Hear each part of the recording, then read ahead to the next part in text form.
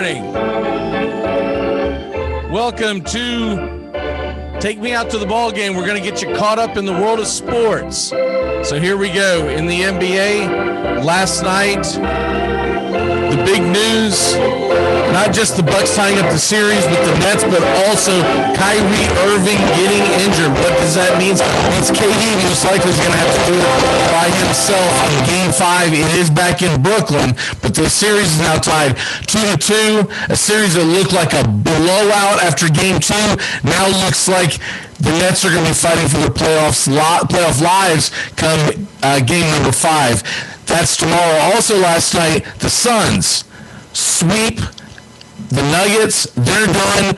The big thing that you're going to see in this rolling on all day long is that the MVP, JOKIC, was kicked out of the game for a flagrant flagrant 2 foul, where he swiped the arm coming across.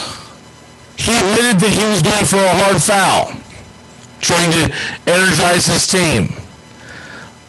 But when it's all said and done, he gets kicked out, and the big debate is whether or not he should have been kicked out or not. I will say this. In years past, you never would have seen the MVP get kicked out of the game. LeBron James do this, doesn't happen. Michael Jordan does this, doesn't happen. Kobe Bryant doesn't happen. So it's a little strange to see the NBA treat JOKIC, and maybe it's got something to do with him being a foreign player. They don't think that he is as important, as big of a ticket draw. I don't know. But it never happens before. And there have been some hard fouls throughout the NBA history. You don't kick out the MVP of the league. Especially that. By the way, in the hit, he got ball. He just happened to also strike the player's face as his arm went across. Was it a violent play? Yeah. Should he have got a flagrant? Yeah, absolutely. But kicked out of the game?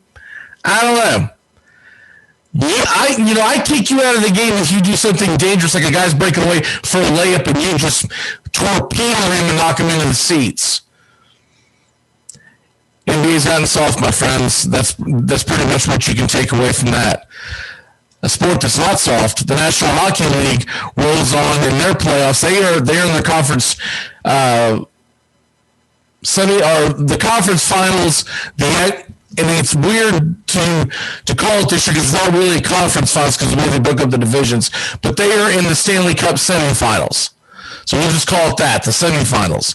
And the New York Islanders upend the Lightning in Tampa. They take a 1-0 lead. Huge win for momentum sake for the Islanders, as they are a bit of an underdog in the series. Not much, but they're big of an underdog. The other series gets going tonight, Canadiens versus Golden Knights. That should be a lot of fun. This is a Golden Knight team that has a good record. They cruised through the regular season. They had a hell of a playoff run so far. After Game 1, pretty much dominated the Colorado series. Now they're taking on a red-hot Canadiens team. This should be a lot of fun. Game doesn't start till 9 Eastern, though. So I don't know what the NHL is doing about that. I mean, 9 Eastern. So you really only want the West Coast to watch this series? Get it together. You got to start that thing by 8 o'clock. Anyone going to that game, anyone watching that game, they're going to make it home in time. You're talking about 5, 6 o'clock local time. I guess it's 6 o'clock. If you did it at 8, it's 6 o'clock local time in Vegas. And obviously Montreal sits over here on the East Coast, so I don't get that at all. But anyways, hopefully they'll fix that going forward. Major League Baseball, you've got some big series starting today. The Cubs and Mets, I think, is the one that everyone's going to be looking at and going forward. They start their series, and you got an interesting matchup as Peterson's going to be on the mound. He's been terrible, 6.32 ERA. He's at home against Jake Arrieta and the Cubs. We'll see how that goes tonight, but they're just going to try to they hope David Peterson can give them 4 or 5 innings, and they can get to Arrieta, who has not been outstanding himself. Arrieta is 5-6 with a 4.97 ERA. So we're not talking about the Jake Arrieta of 2016 or 2015 for that matter. but I do give advantage Cubs. It is in New York, though. Another great series beginning today. Alek Manoah and Eovaldi, Blue Jays, Red Sox. That should be a fun one as well. And Rays, White Sox, division leaders. I just don't think you'll get quite the pub because the media market of Tampa is kind of blah. And so you don't get all the eyeballs on it. But that is probably, if you want to talk about a matchup that in all likelihood could be a playoff preview, Rays White Sox has the best chance because the White Sox are leading the Central. The Rays are leading the East, and they're both playing really good baseball. Both a lot of fun. And tonight's matchup, Glasnow versus Lynn. If you're ever going to pick a night to watch Tampa Bay baseball and pick a night to watch Chicago Whites baseball, you're like, I haven't seen these teams. I want to see what they're about. Tonight's the night. Tonight is the night. Glasnow versus Lynn. Other series that'll get going, Marlins, Cardinals. Cardinals have got to get off that sweep. They were just absolutely embarrassed in Chicago. They're in a lot of trouble, and they're going to need some help, and I think they're going to have to make a trade sooner than later. They can't pump the brakes anymore. And in a couple other matchups that you might want to catch, Dinelson Lamet is going to Colorado. Can he keep it going for the Padres and the Rockies? Padres had a huge win yesterday in New York, almost being swept by the Mets. They avoided that, and away we go there. And then out on the left coast late tonight, it's a good series. It's a fun series. You can stay up for it. Phillies, Dodgers. Howard versus Gonsolin isn't how you normally expect a series to begin that you would get hyped for. But this is a Phillies team that's found a way to win. They're only 3 games out of first. And this is a Dodgers team that obviously is expecting bigger things, expecting to play better baseball. They're still playing pretty darn good baseball. They're 39-26. It's not like they're chopped liver, but they're just in an incredibly tough division this year. And we'll see how that series goes. And then a couple other news and notes. The big thing that I'll hit you with before we leave today, college football, the 12-team playoff. There's a committee supposed to be meeting this week to talk about expanding the playoffs to 12 teams. My best guess is that if it does get some steam, if it does get some headway, we're not going to see it this year. But we might, if they can put the money together, there's no reason why you can't kill the contract you have and expand it to a 12-team playoff. I do believe the partners that have already signed up would sign up for a little more if they knew they could get 12 teams.